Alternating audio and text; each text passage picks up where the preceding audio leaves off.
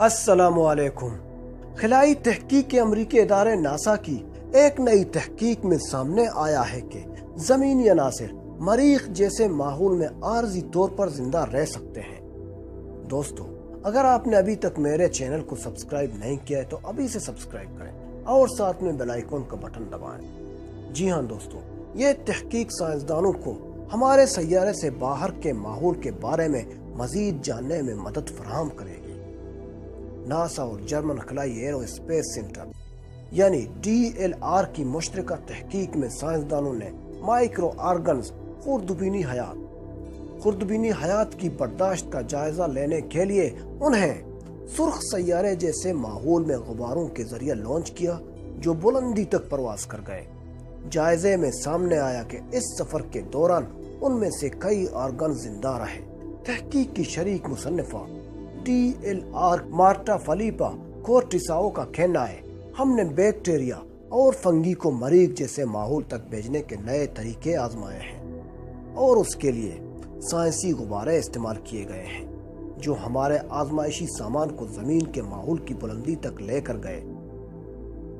Frontiers ان micro biology میں شائع ہونے والی اس تحقیق میں زمینی زندگی سے تعلق رکھنے والے مائکرو آرگنز کو ماحول میں لانچ کیا گیا تاکہ مریخ کے ماحول جیسے حالات کو پیدا کیا جا سکے جو کہ زمین پر تخلیق کیے جانے ناممکن ہے۔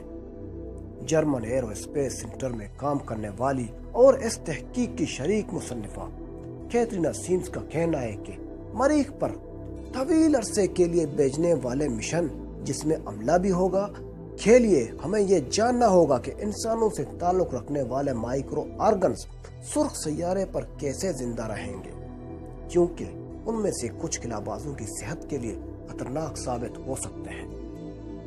ان کا کہنا تھا اس کے علاوہ کچھ مائکرو خلائی تحقیق کے لیے قیمتی ثابت ہو سکتے ہیں جو ہمیں زمین سے آزادانہ طور پر خوراک اور سامان رسد پیدا کرنے میں مدد دے سکتے ہیں جو ہمارے لیے زمین سے دور ہونے کی صورت میں اہم ہو سکتے ہیں۔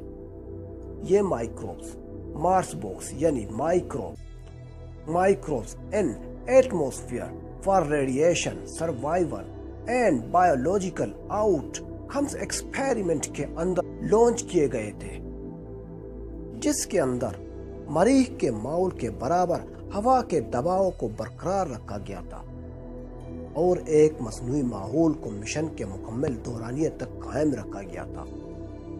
انہوں نے بتایا اس ڈبے میں 2 تہیں موجود تھیں جبکہ نچلی تہ تابکاری سے محفوظ رہنے والی تھی جس کی وجہ سے اس کے دوران دوسری تہ کے مقابلے میں تابکاری کے اثرات کا الگ سے جائزہ لینے میں کامیاب ہوئے اور تجربے کے دوران خشکی، ماحول اور درجہ حرارت کے اتار چڑھاؤ کا جائزہ لے سکے۔ اوپر والی تہ کے نمونے نچلی تہ کے مقابلے میں تابکاری سے 1000 گنا زائد متاثر ہوئے۔ UV تابکاری کی یہ سطح ہماری جلد کو جلا سکتی ہے۔ تحقیق میں سامنے آیا کہ اس سفر کے دوران تمام مائکروبز باقی نہیں رہ سکے۔ سیاہ پپوندی اسپرگلوس نائجر واپس آنے کے بعد ہی بحال کی جا سکی۔ اس سے قبل یہی پپوندی بین الاقوامی خلائی اسٹیشن پر بھی دریافت ہو چکی ہے۔ یہ تحقیق ہمارے سیارے سے باہر زندگی کے امکانات میں مائکروبز کے کردار کی اہمیت پر زور دیتی ہے۔ یہ تحقیق ایک ایسے وقت میں سامنے آئی ہے جب ناسا کی فریز روور حال ہی میں سرخ سیارے کی سطح پر اتری ہے جسے امریکی خلائی ایجنسی کی تاریخ کا اہم ترین اور پرعزم مشن قرار دیا جا رہا ہے۔